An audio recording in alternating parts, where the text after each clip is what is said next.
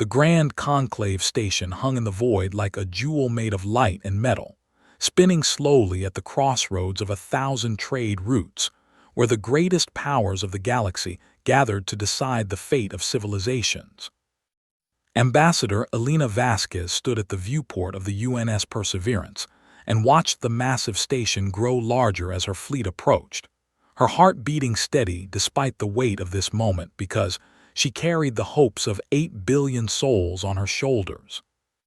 12 human ships had made the journey across 300 light-years to reach this place, the first diplomatic fleet humanity had ever sent beyond their own solar system. And now, they waited for permission to dock at the station where they would ask for something no one believed they deserved. "Ambassador," Captain Morris said from behind her, "we are receiving a lot of comm traffic from the station, and none of it sounds friendly."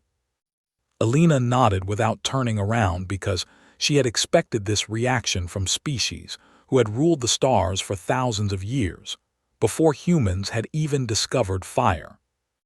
The comm channel crackled, and a cold voice filled the bridge, speaking through the universal translator with obvious contempt. "Human vessels, you are cleared for docking Bay 7. The observation gallery will be watching your arrival. Try not to embarrass yourselves." Elena smiled at the insult because she had trained for this moment her entire life, and she knew that words could not hurt her. The fleet moved into formation and began their approach to the station, passing by dozens of alien warships that made the human vessels look like toys in comparison. The Velkari flagship Eternal Dominion stretched 3 kilometers from bow to stern, its silver hull gleaming with energy shields that shimmered like water under starlight, and its weapons arrays pulsed with enough power to crack moons. Next to such magnificence, the human ships looked almost pathetic with their blocky shapes and gray armor plating that showed no elegance or beauty whatsoever. Admiral Chen Wei stood beside Elena as they walked through the station corridors toward the council chamber, his face revealing nothing even as alien creatures stopped to stare and whisper and laugh at the primitive newcomers. "They think we are fools," Elena said quietly. "Let them think what they want," Chen replied, his voice as calm as still water. "Their opinions will change soon enough." The council chamber was a vast dome filled with representatives from 12 great civilizations, each one commanding empires that spanned hundreds of worlds and controlled technologies that humans were only beginning to understand. High Counselor Zoreth of the Velkari Empire sat at the center of the chamber on a throne of living crystal, his serpentine body coiled with practiced grace as his golden eyes watched the human delegation enter. Laughter rippled through the chamber immediately. "These are the humans," Zoreth announced to the assembly, his voice dripping with amusement. "The species that took 10,000 years to reach the stars while we were building empires across the galaxy." More laughter followed, and Elena felt Admiral Chen tense beside her, but she placed a gentle hand on his arm to keep him calm. "We have reviewed your petition for membership," Zoreth continued, "and we have also reviewed your fleet such as it is." He waved a clawed hand, and holographic images of the human ships appeared in the center of the chamber, rotating slowly for all to see. "Tell me, Ambassador, are these warships or cargo haulers? Because honestly we cannot tell the difference." The chamber erupted in chittering and hissing sounds that the translator converted into mocking laughter from a dozen different species. Elena stepped forward and bowed respectfully before addressing the council.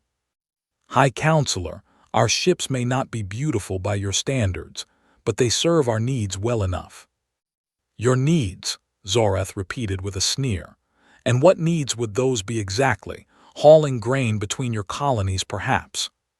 "Form follows function," Elena replied calmly. "We built what we needed to build."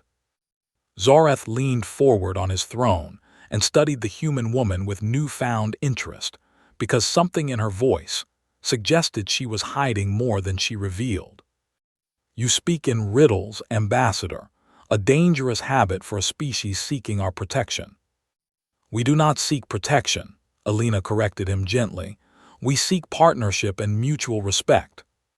The laughter that followed was the loudest yet, and even the more sympathetic council members could not hide their amusement at such a bold claim from such an insignificant species. Zoreth raised his hand for silence, and the chamber fell quiet immediately, because no one dared defy the ruler of the most powerful empire in the galaxy. Very well, we will grant humanity provisional observer status. You may watch our proceedings and learn how civilized species conduct their affairs. Perhaps in a few centuries you will be ready for something more. Alina bowed again and accepted the insult with grace, because she knew that arguing would accomplish nothing. We thank the Council for this opportunity, she said simply. As the human delegation withdrew from the chamber, Admiral Chen walked beside Alina with his hands clasped behind his back. That went about as well as we expected, he said quietly. Better actually, Alina replied. They are so convinced of their superiority that they cannot see what is right in front of them. They returned to their ships and prepared for departure, while alien vessels gathered nearby to watch the primitive humans leave, their crews still laughing at the ugly gray ships that dared to enter their space. Admiral Chen reached his command chair on the Perseverance and activated his personal terminal to find an encrypted message waiting from Earth Command. The message contained only 6 words that made him smile for the first time in months. Phase 1 complete, they suspect nothing. He deleted the message and leaned back in his chair as the fleet jumped to hyperspace, leaving behind a galaxy that had no idea what was coming. The laughter would not last forever. Humanity had waited a long time for this moment, and they were very patient people who knew exactly what they were doing. 6 months had passed since humanity's humiliation at the Grand Conclave, and the colony of New Geneva on Kepler 442b had grown into a thriving settlement of 200,000 souls who worked the fertile soil and built their homes under an alien sun. Children played in the streets of the capital city while their parents went about their daily lives, never suspecting that death was falling toward them from the stars above. Warlord Kethra of the Draxith hegemony stood on the bridge of his battle carrier and watched the human world grow larger in the viewscreen, his mandibles clicking with anticipation, because, today, he would teach these primitives their place in the galaxy. 3 carriers and 40 support ships, his second officer reported, more than enough to crush this pitiful colony. Kethra made a sound that his species used for laughter, because the idea of needing so many ships against humans was almost insulting. We will take their people as slaves and burn their cities as a warning, he announced to his crew. Let the galaxy see what happens to species who forget their place. The Draxith were vassals of the Velkari Empire, and they had built their reputation on attacking newly discovered species before they could become threats, a tradition that had served them well for thousands of years. Down on the surface of New Geneva, alarms began to sound as the planetary defense grid detected the incoming fleet. Governor Sarah Chen rushed to the command center and felt her blood turn cold when she saw the sensor readings, because 43 hostile ships were more than enough to overwhelm the colony's defenses. Send a distress signal to Earth immediately, she ordered, and begin evacuation procedures for all civilians. Governor, even if Earth responds, help cannot arrive in time, her aide said with fear in his voice. Sarah looked at the young man and shook her head because she knew something that he did not. You might be surprised how fast our people can move when they need to. The distress signal raced across the stars at speeds faster than light and reached Earth Command within minutes, where Admiral Chen Wei received the message and felt a cold fury settle into his heart. How long until we can reach New Geneva? He asked his tactical officer. 8 hours at maximum speed, sir. Chen nodded and opened a channel to the fleet. All ships, emergency deployment to Kepler 442b. We have civilians under attack, and I want us there before those Draxith bastards can land a single soldier. 8 human warships jumped to hyperspace within the hour, their crews working with the kind of desperate efficiency that only humans seemed capable of when lives hung in the balance. Meanwhile, Warlord Kethra had opened a broadcast channel that transmitted his attack to 17 different alien civilizations, who tuned in to watch the show. "Citizens of the galaxy," he announced proudly, "today you will witness the Draxith hegemony demonstrate the proper way to handle primitive species who reach above their station." Comments flooded in from across known space as aliens gathered around their screens to watch humanity receive its punishment, many of them still laughing about the ugly ships they had seen at the conclave.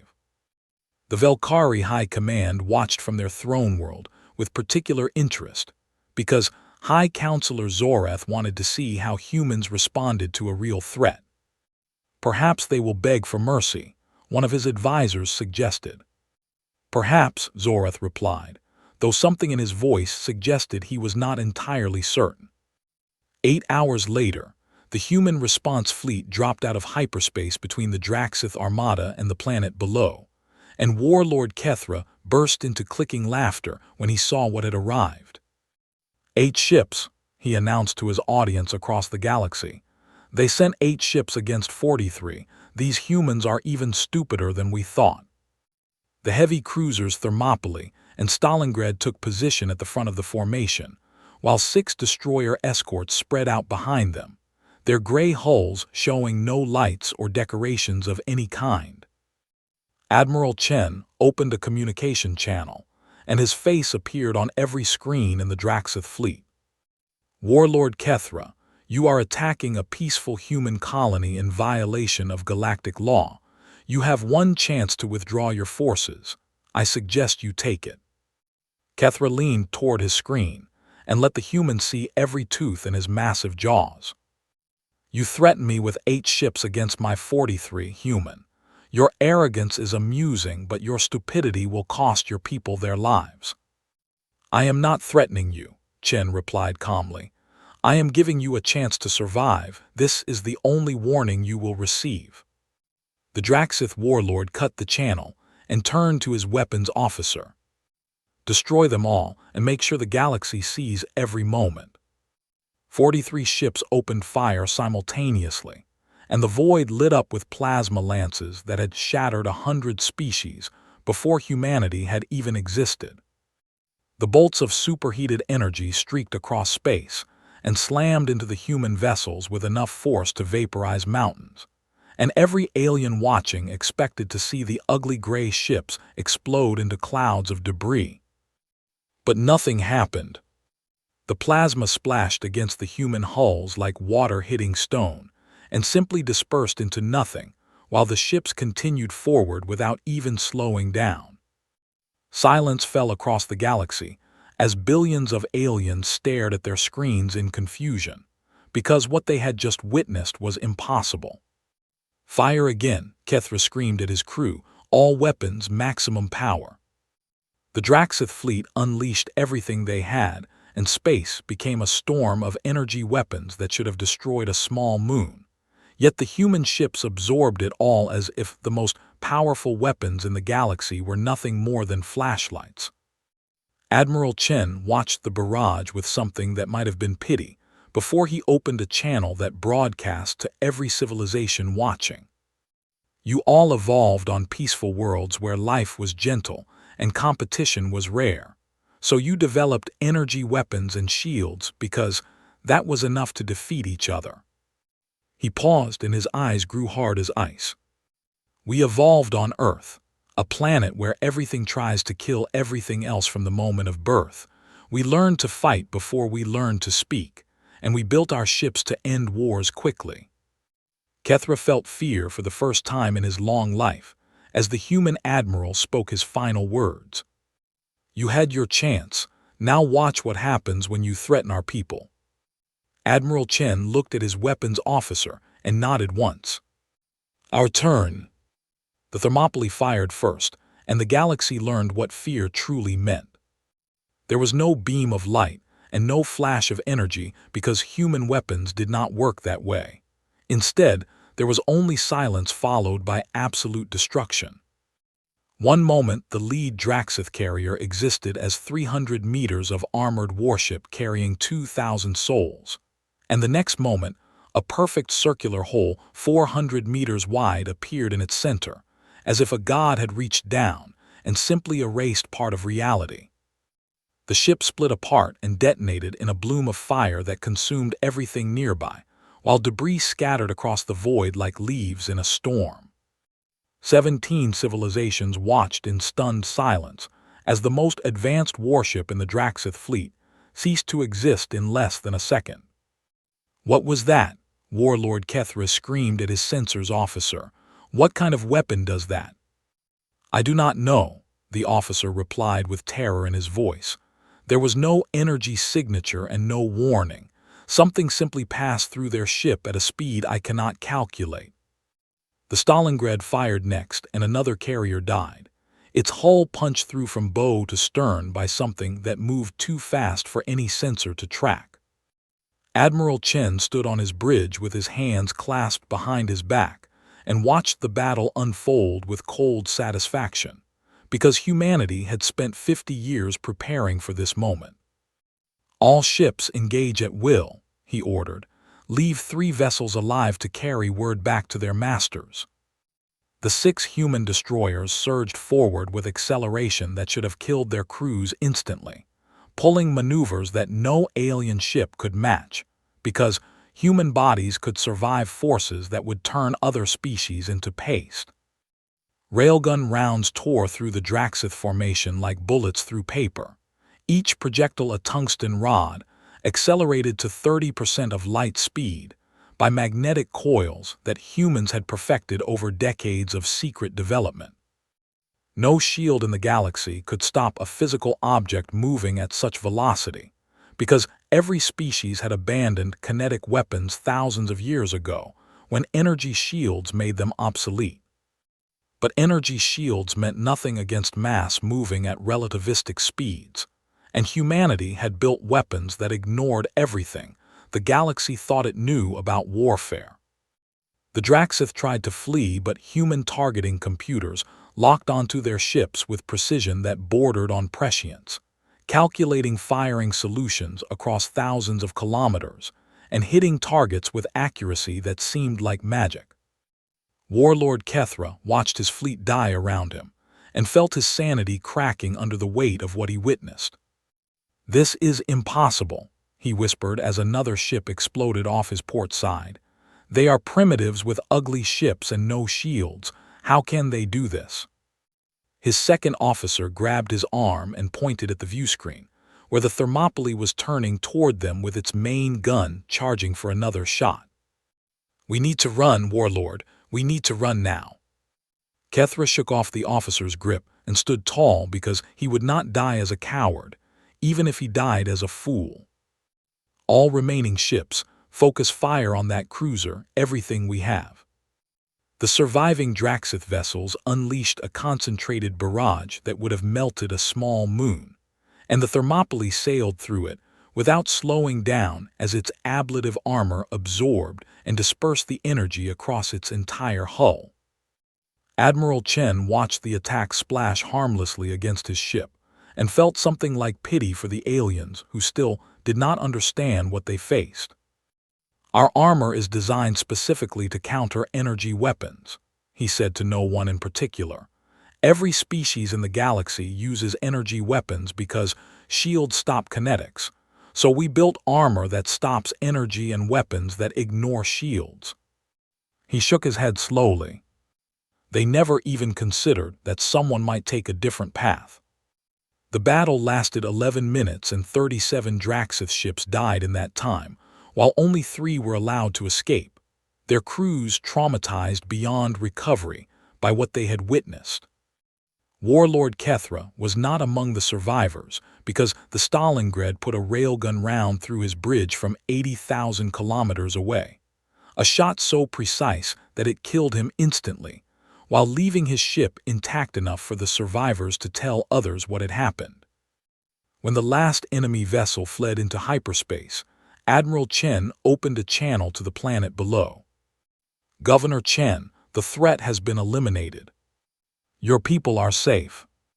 Sarah Chen stared at the viewscreen with tears running down her face because she had watched the entire battle from the command center, and she could not believe what her cousin had accomplished.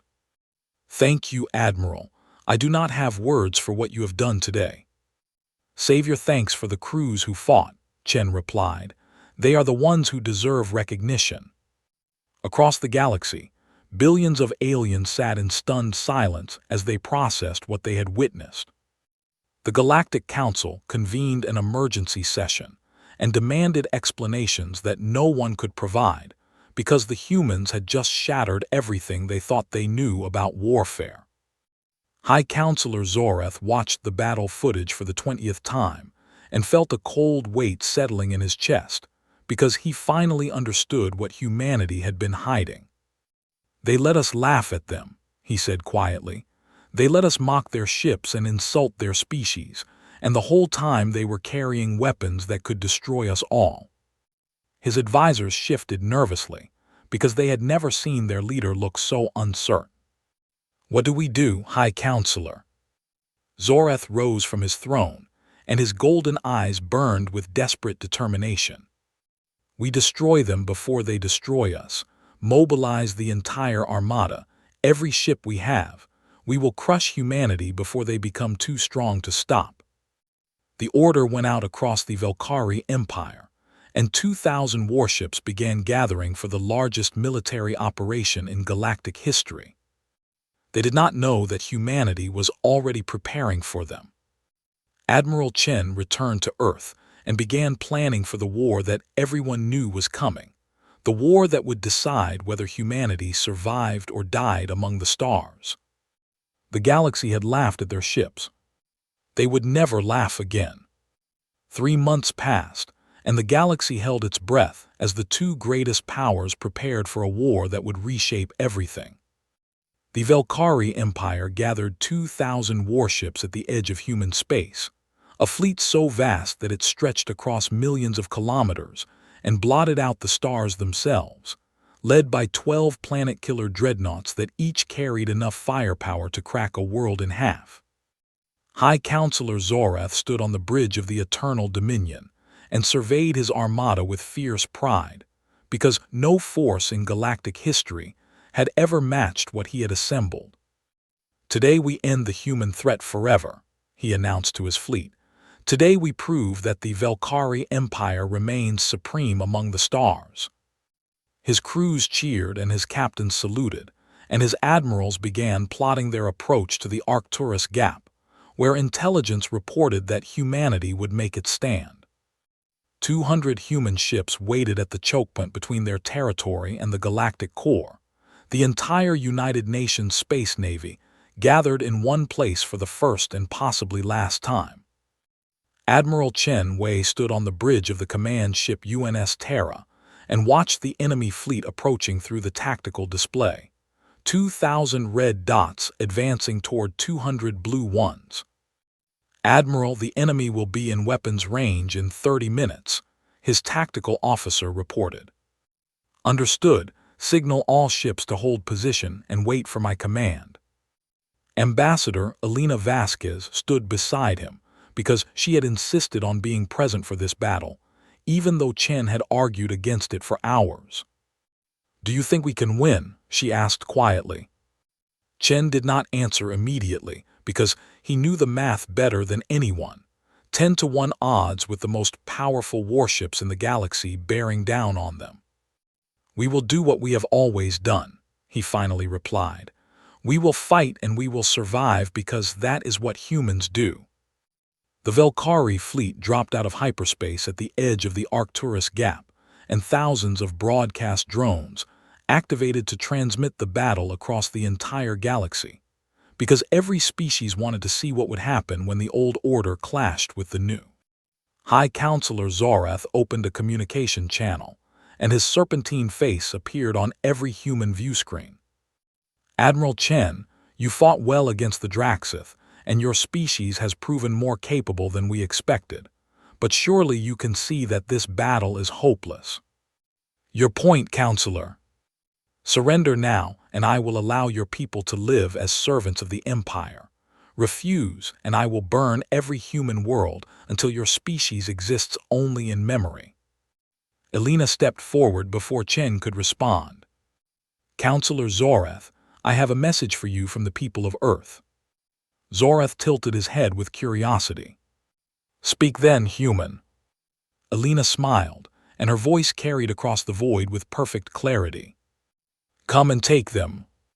The channel cut to static, and Zorath felt his rage boiling over because these primitives still dared to defy him, even facing certain death. All ships attack, he commanded, destroy them all. 2,000 Valkyrie warships surged forward in perfect formation, their elegant hulls gleaming with shield energy as they closed the distance to the human fleet. Admiral Chen watched them come and felt no fear because he had prepared for this moment his entire life. Signal the hammer ships to begin deployment. 12 vessels at the rear of the human formation came to life, ugly blocky ships that looked more like factories than warships, because that was exactly what they were. Each ship launched thousands of autonomous drones that spread across space like seeds scattered by the wind, and each drone carried a single railgun round waiting for the signal to fire.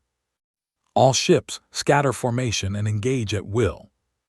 The human fleet broke apart into seemingly random groups that moved with chaotic patterns impossible for the Valkyrie computers to predict, weaving through space with maneuvers that would have killed any non-human crew. The Valkyrie opened fire with their plasma lances and quantum disruptors and graviton beams, weapons that had conquered 1,000 worlds, and the void became a storm of energy that should have annihilated everything in its path. Human ships danced through the barrage with their ablative armor glowing white-hot as it absorbed and dispersed the attacks, some vessels taking direct hits that would have vaporized any Valkyrie ship, yet continuing to fight without slowing down. Then Admiral Chen gave the order that would change history forever. Activate the Hammer Protocol. 100,000 drones fired simultaneously, and space filled with tungsten death moving at a fraction of light speed, a wall of metal expanding outward with precision targeting that assigned each round to a specific enemy ship. The Valkyrie front line ceased to exist. Ships did not explode so much as they simply came apart, their hulls shredded by impacts that no shield could stop and no armor could withstand, their crews dying so fast they never even knew what hit them. Zorath watched 500 ships vanish in the first 10 seconds and felt his mind struggling to process what was happening. Impossible, he whispered. This is impossible. Human cruisers swept through the chaos like wolves among sheep, their railguns picking off flagships and command vessels with surgical precision, while the drones continued their relentless assault on everything that moved. The planet-killer dreadnoughts charged their main weapons and fired at the human command ship, beams designed to crack worlds striking the UNS Terra with enough power to vaporize continents. The ship shuddered, and its outer armor layers vaporized under the assault, but the hull held, and the vessel turned toward the Eternal Dominion with its main gun charging. No, Zorath screamed as he realized what was about to happen. The UNS Terra fired once, and the pride of the Valkyrie Empire split in half, its reactor detonating in a flash that outshone the local star for a brief moment. High Counselor Zorath died in the void, still unable to comprehend how his empire had fallen to species he had mocked as primitives. The battle lasted 4 hours and 1,847 Valkyrie ships were destroyed, while humanity lost 31 vessels and 4,000 souls who gave their lives so that billions could live. When the last enemy ship fled into hyperspace, Admiral Chen broadcast a message on all frequencies. Humanity did not come to the stars seeking war, but we finished the one you started. We offer what you never offered us, peace as equals, The choice is yours." The galaxy listened, and for the first time in 10,000 years, the old powers trembled. 1 year had passed since the Battle of Arcturus Gap, and the galaxy was no longer the same place it had been before. The Velkari Empire had collapsed into civil war, as vassal states broke free, and ancient grudges erupted into violence. The iron grip that had held 1,000 worlds together for 10,000 years shattered in a single afternoon, by a species that everyone had dismissed as primitive. Ambassador Elena Vasquez returned to the Grand Conclave Station and walked the same corridors she had walked a year ago. But this time, no one laughed and no one whispered insults behind her back. Instead, they stepped aside with respect and sometimes fear in their eyes, because they knew what her people could do, and they understood that humanity had shown mercy when they could have demanded vengeance. The council chamber was quieter than she remembered, with only 11 seats occupied now that the Velkari throne sat empty, a reminder of what arrogance had cost the greatest empire in galactic history. Ambassador Vasquez, the new council speaker, announced, an insectoid being from the Cathari collective who had always been more sympathetic to humanity than most. "You come before us today to request full membership in the Galactic Council. Is this correct?" "It is, Speaker." "Then let us vote without delay, because I believe we have kept your people waiting long enough." One by one, the council members cast their votes, and one by one they chose to welcome humanity into their ranks. 11 voices speaking as one to acknowledge what everyone already knew. Humanity had earned its place among the stars not through diplomacy or patience, but through fire and blood, and the willingness to fight for what they believed in. "The vote is unanimous," the speaker announced. "Humanity is hereby granted full membership in the Galactic Council with all rights and responsibilities that entails. Welcome, Ambassador Vasquez. Welcome to the family of civilized species." Elena bowed her head in acknowledgement, but she felt no joy in this moment, because too many people had died to make it possible. 4,000 human souls lost at Arcturus and millions more Velkari, who might have lived if their leaders had simply chosen peace instead of war. She thought about the names she had memorized of every crew member who had given their life in that battle, names she would carry with her until the day she died. "Thank you, Speaker. Humanity is honored to join this council, and we look forward to working with all of you to build a better galaxy." The ceremony concluded, and Elena made her way to the observation deck, where she found Admiral Chen Wei standing alone and staring out at the stars. He had been promoted to Fleet Admiral after Arcturus, and now commanded the combined defense forces of the entire council, a position that would have been unthinkable just 2 years ago. "Congratulations, Ambassador," he said without turning around. "We finally got what we came for." "Did we?" Elena asked as she stood beside him. "Sometimes I wonder if the cost was worth it." Chen was silent for a long moment before he replied. "I visit the memorial on Luna every month, and I read the names of everyone we lost. It takes me 3 hours to get through them all." He turned to face her, and his eyes held a weight that had not been there before the war. "I do not know if the cost was worth it because I cannot put a value on human lives, but I know that if we had not fought then billions more would have died when the Velkari came for our worlds. So we did what we had to do. We did what humans have always done. We survived." They stood together in silence and watched the ships passing by the station, vessels from a dozen different species going about their business in a galaxy that was slowly learning to see humanity as partners rather than threats. 3 months later, everything changed again. A science vessel on the edge of known space detected something that should not have existed, signals coming from beyond the galactic rim, where nothing but void and darkness was supposed to exist. The signals were old, perhaps millions of years old, but they were clearly artificial, and they carried patterns that suggested intelligence beyond anything the galaxy had ever encountered. Elena received the report in her office on Earth and felt a chill run down her spine as she read the analysis. "Something is out there," she said to Chen, who had traveled from Luna to hear the news in person. "Something that has been watching us for a very long time." "How long?"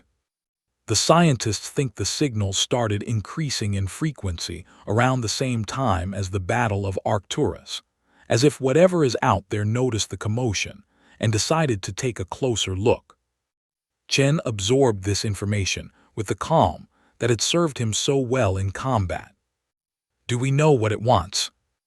"No, but the ancient records we recovered from the Valkyrie archives mention something called the Silence, a force that swept through the galaxy millions of years ago and destroyed every civilization it encountered."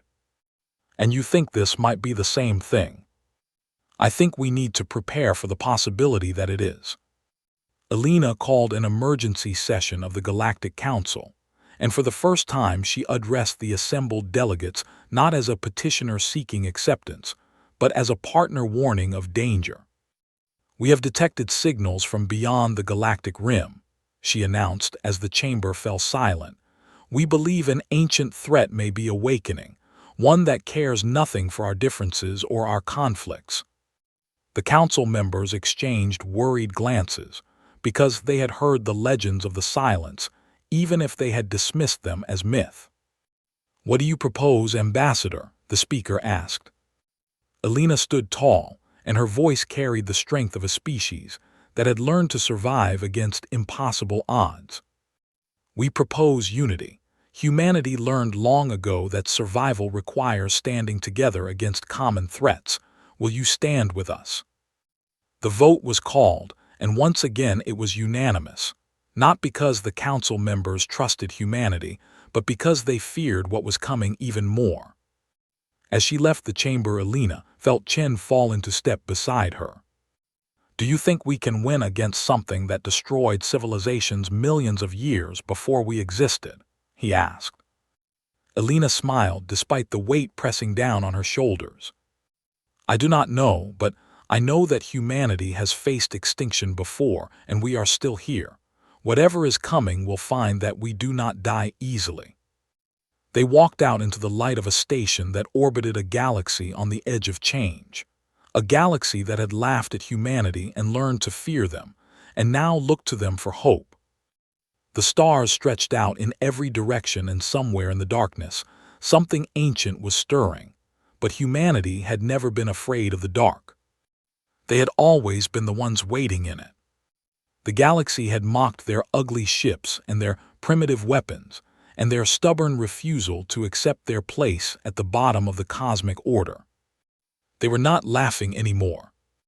And when the darkness came from beyond the rim, humanity would be ready to meet it the same way they had met every challenge since the first human looked up at the stars and refused to be afraid. Together, strong, and completely unwilling to surrender.